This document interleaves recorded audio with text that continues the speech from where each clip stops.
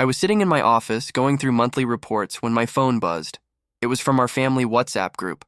Normally, it's full of harmless updates, recipes from my mom, memes from my brother, vacation photos from cousins. But this message, this one burned a hole straight through my chest. It was from my wife, Hanaya. She had sent a text to the entire family group chat, by accident, I assume. But its content shattered me instantly. Honestly, my ex was 10x better than him in every way. I regret marrying him sometimes. She sent it to everyone, my parents, her parents, my siblings, our cousins, everyone. For a moment, I just stared at the screen, thinking it was some sick joke. But then my sister replied in the group, "Hania, are you serious? You know this isn't a private chat, right?" Hania instantly deleted the message. A moment later, she called me. I didn't pick up. That evening, she came home acting normal, pretending nothing had happened. I was sitting on the couch holding my phone, my blood boiling silently.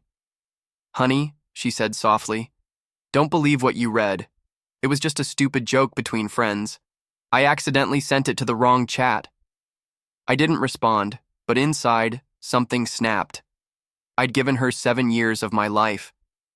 I built a home for us, supported her when she was unemployed, paid off her student loans, even covered half the costs of her parents' house renovation.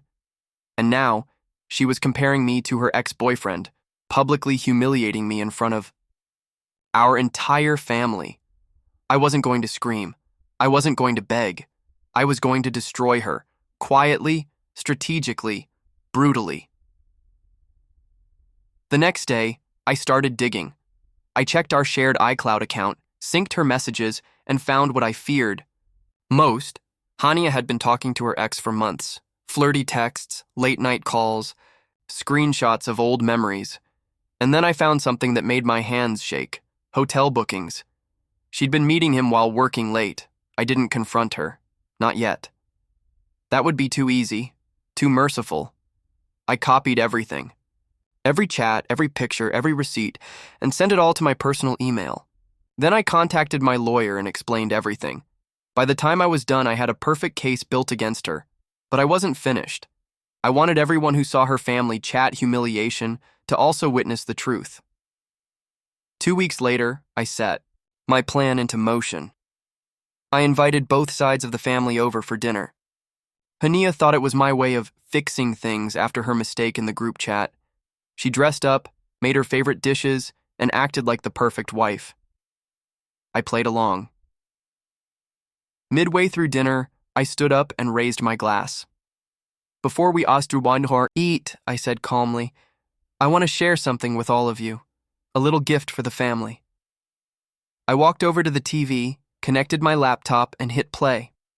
On the screen appeared a slideshow, not of vacation photos, not of happy memories, but of Hania's texts with her ex, her late-night messages, her hotel receipts, her selfies in lingerie she never wore for me. The room fell silent. Hania's face turned pale, her fork clattering against the plate. Her father shouted her name. My mother gasped and covered her mouth. When the slideshow ended, I said one sentence, "This is the woman who told you in the family chat that her ex was better." And then I walked out of my own house, leaving her sobbing in front of everyone. The next day, I filed for divorce.